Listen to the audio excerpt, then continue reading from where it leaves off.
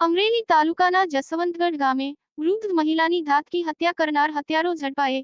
ખૂનનો અનડિટેક્ટ ગુનો ડિટેક્ટ કરતી અમરેલી પોલીસ ગઈ 28 નવેમ્બર 2024ના રોજ પ્રભાબેન પોતાના રહેણાંક મકાને એકલા હોય તે દરમિયાન કોઈ અજાણ્યો ઈસમ એકલતાનો લાભ લઈ બપોરના સમયે પ્રભાબેનને જાનથી મારી નાખવાના ઈરાદે તીક્ષ્ણ હથિયાર વડે ગંભીર ઈજાઓ કરી પ્રભાબેનનું મોત નિપજાવી ગુનો કરેલ.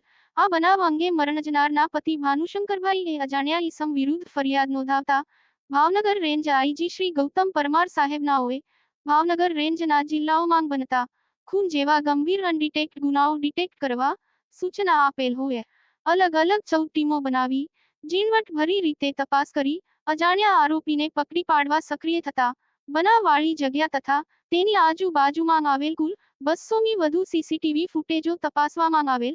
આ ફૂટેજોમાં મોટરસાયકલ સાથે એક પ્રાઇમ સસ્પેક્ટ મળી આવેલ. આ સસ્પેક્ટ ઈસમની શોધખોળ શરૂ કરવામાં આવી. મરણ જનારના સગા સંબંધીઓની તપાસ કરતા મજકૂર સસ્પેક્ટ ઈસમને શોધી કાઢી સઘન પૂછપરછ કરતા પોતે આ ગુનાની કબૂલાત આપતા ગંભીર ખૂનનો અનડિટેક્ટ ગુનો ડિટેક્ટ કરવામાં અમરેલી જિલ્લા પોલીસને સફળતા મળી છે. રિપોર્ટ ભવદીપ ઠાકર સાથે કેમેરામેન વિનુભાઈ પરમાર, દિવ્ય સર્જન ન્યૂઝ અમરેલી. જસવંતગઢ ગામે એક મહિલા જેમનું નામ પ્રભાબેન ભાનુશંકર દરૈયા, એમની બહુ ક્રૂર રીતે હત્યા કરવામાં આવી હતી. જે રીતે હત્યા કરવામાં આવી હતી એ બહુ જ હૃદય વિદારક હતું. એ ધ્યાનમાં રાખીને પોલીસની જુદી જુદી ટીમો બનાવવામાં આવી.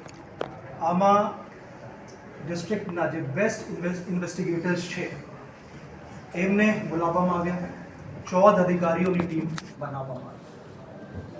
લગભગ 200 જેટલા માણસો આ ગુનાના કામ ઉપર લગાડવામાં આવ્યા. કેમ કે શરૂઆતમાં કોઈ ક્લુ આમાં મળતું ન હતું. જ્યારે અમે તપાસ કરતા હતા ત્યારે સૌથી પહેલાં બાજુના મકાનમાંથી અમને એક વિડીયો ફૂટેજ મળ્યું જેમાંથી આ ફોટા અમે કાઢ્યા છે. આ ફોટા ઉપરથી ખબર પડી કે 12:30 વાગ્યાની આજુબાજુના મર્ડર છે. આ વ્યક્તિ છે જે હેડ ઉપર એક ટોપા પહેરીને અને મોઢા ઉપર સ્કાર્ફ બાંધીને આવે છે અને સ્વેટર જેવું પહેરેલું છે. તો બપોરના સમયે કોઈ એવા પરિધાન પહેરતા નથી.